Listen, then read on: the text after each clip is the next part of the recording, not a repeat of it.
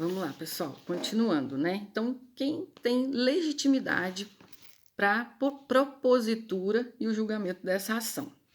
Vamos falar aqui então nessa legitimidade. Quem tem legitimidade para entrar com essa ação rescisória? Quem pode entrar com essa ação rescisória?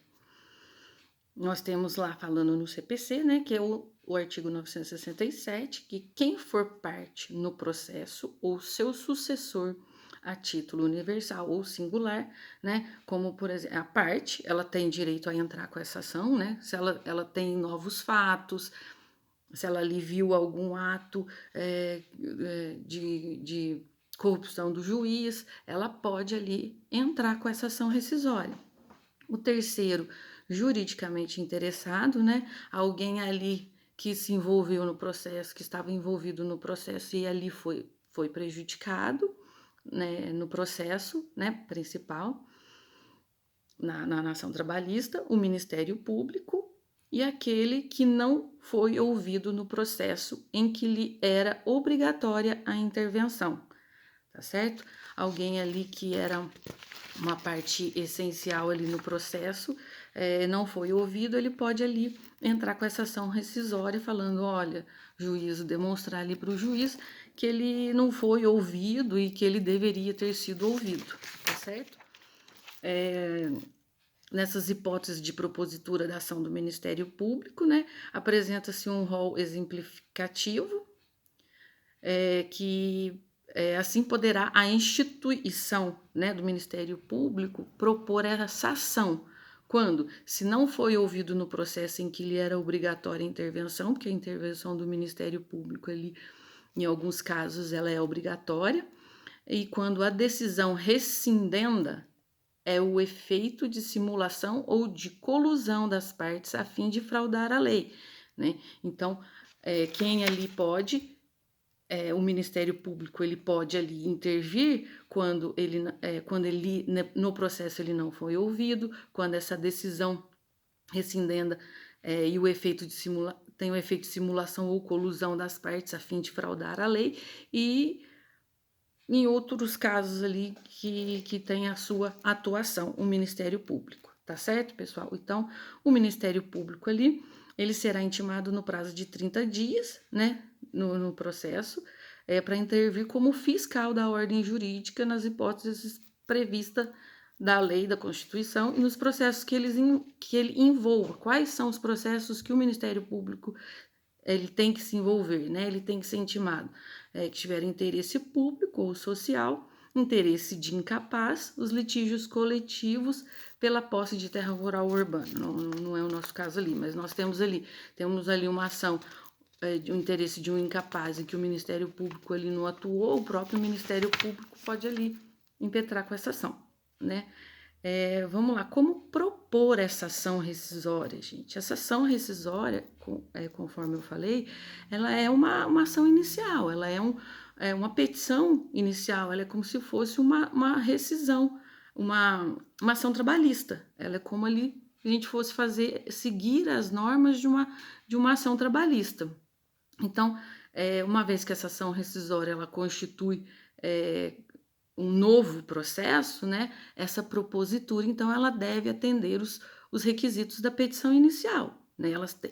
Essa ação ela tem que atender os requisitos da inicial, senão o juiz ali ele vai ele não vai dar prosseguimento a essa ação, né? Então, nós temos ali que fazer o pedido de forma obrigatoriamente escrita, né? Essa ação ela é de forma obrigatoriamente escrita, ela não existe essa ação de forma verbal, né?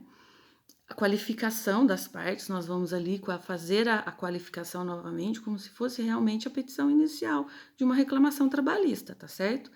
Fazer o pedido, nós vamos pedir ali o rejulgamento, né? Que se for o caso, junto ao pedido dessa rescisão, nós vamos pedir ali o rejulgamento ou a rescisão dessa decisão, tá certo? Que essa decisão seja rescindida e seja dada uma nova decisão.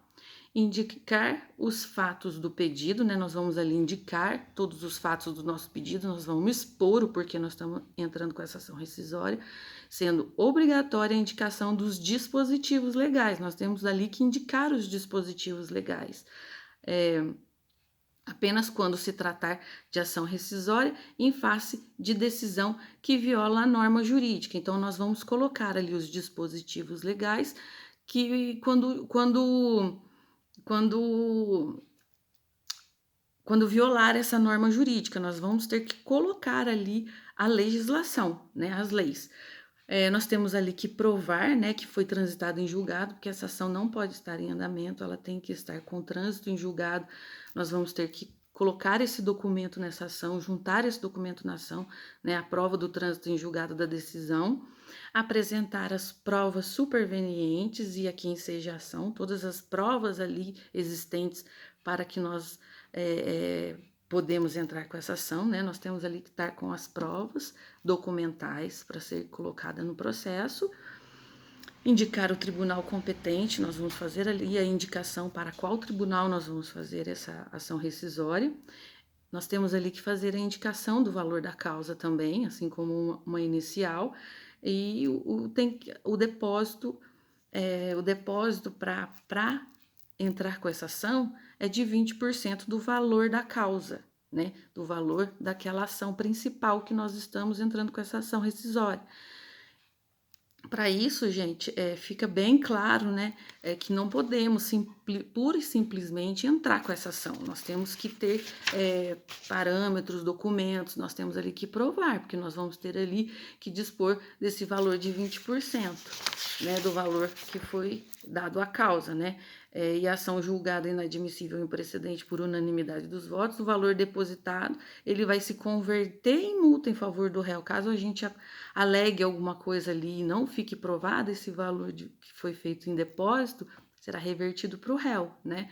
Nós temos ali, se nós temos os benefícios da justiça gratuita, nós ali colocaremos no processo o porquê nós não fizemos esse depósito, tá? Lembrando, pessoal, esse pedido, né, essa ação, ela deve ser dirigida aos tribunais de justiça quando a decisão rescindida for de primeiro grau ou de acórdãos do tribunal, ou ao Superior Tribunal de Justiça quando for objeto da ação acórdão do próprio juiz do STJ. Tá certo, pessoal? Nós vamos para mais um vídeo, nós vamos falar mais um vídeo curtinho para dar continuidade à ação rescisória, tá certo, pessoal? Um abraço.